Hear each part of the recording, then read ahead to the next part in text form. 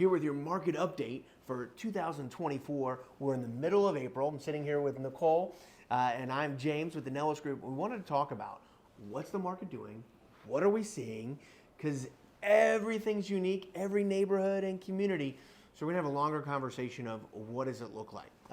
Nicole, on the listing side, when you're representing sellers, what are you seeing? So it's still basically price and condition, and we're seeing those first 2 to 3 days being the most important. That is your goal. As soon as it hits the market, the buyers are getting in there, they're previewing it with their agents, and they're writing. But are there homes sitting for more than 3 days?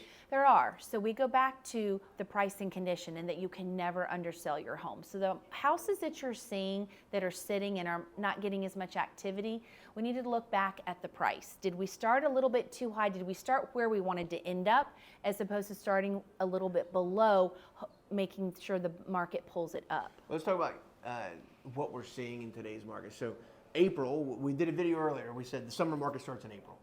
And you're about to put 4 different homes on the market, all different territories of the area. Your anticipation is they'll sell in how many days? My anticipation, priced correctly in the condition they're in, within the first week, we should have offers and should be able to generate more. What about the seller that says, wait a second, first week, that's selling my house too early, maybe we're missing a buyer? So the unique way we do it is everybody registers, and so if we get an offer right away in the beginning, I'm able to reach out to all the other agents that have registered to let them know, hey, we've got an offer, this is the strength of it, do you think your buyer would be interested in writing on the home? How do we know that everyone's seen it? So we're able to, it syndicates to different areas on the internet, and we're able to check and see how many people have saved it, how many people have followed it. And the market saturation years and years ago was 21 days. The market saturation currently is anywhere between 5 to 7 days. So within 7 days, you could know if you're overpriced. You could know if you're not going to sell in today's market. It's fascinating when you think about it, but given the fact that over 87% of buyers see the home first online. So when you get that showing, it's actually the second showing. Beyond that, we're seeing many homes that'll have anywhere from 10 to 30 showings in the first weekend. So the buyers that are approved, that are looking, that have been preconditioned to this market, they know they have to offer right away. So speaking about buyers, what are they seeing? What's happening when you have a buyer and they're looking at, you had one recently and they were looking at 400,000 price point. So we were up to 400, and one of the ones we ended up writing and was listed at 370. Ended up with 20 offers went well over 400. Not just over 400, but with no contingencies. So that's the other thing buyers have to think through when they're putting the offer together, with the strategic way to do it. What am I willing to give up and not give up? And they wrote, these specific buyers, we got their 3rd offer in on another home and still competed. Still, it had been on 7 days. So that just shows you, it had been on long enough to where people were like, okay, but we still competed. We still had 3 or 4 offers we were up against. Yeah. Yet we've started letting our buyers know that you need to have room. So for instance, if you're maxed at 500 and a property comes on right now at 500,000, we need to wait and make sure it doesn't go way beyond. A lot of times we're seeing it sell, that $500,000 property, it might sell for as much as $550,000 or beyond.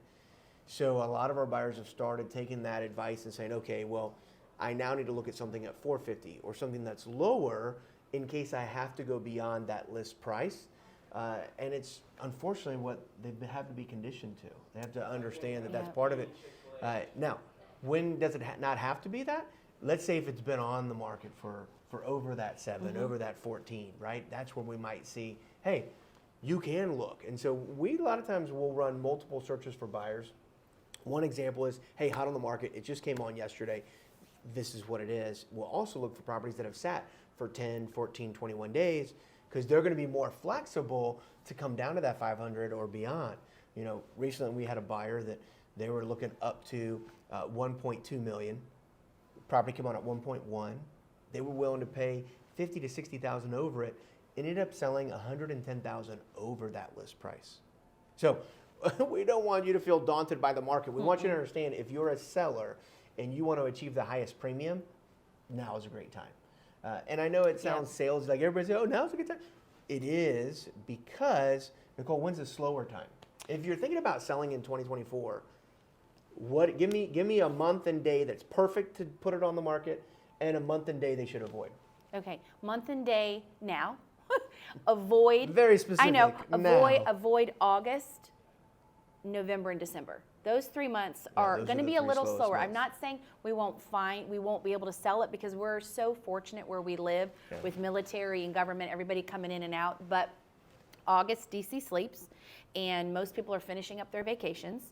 November and December, we're into holidays. So those homes that we list, they have to sell. Like most of the time it's people being transferred for their job. Yeah.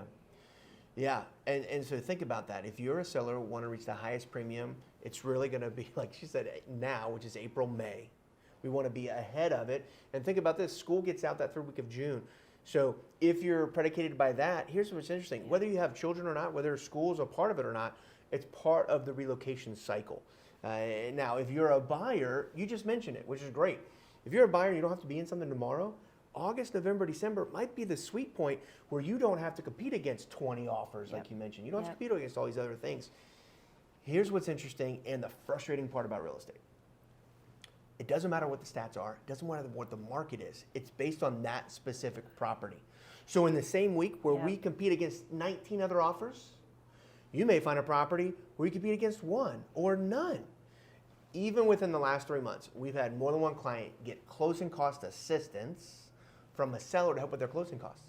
We've also had buyers that have had to write naked, or sellers that have gotten non-refundable deposits. I mean, it's crazy out there, and it's all based on each specific home, each specific seller, and every buyer. And that's what we love at the Nellis Group. We've been doing this for over 4 decades, 40 years, helping buyers, sellers, and investors know when, how, and why.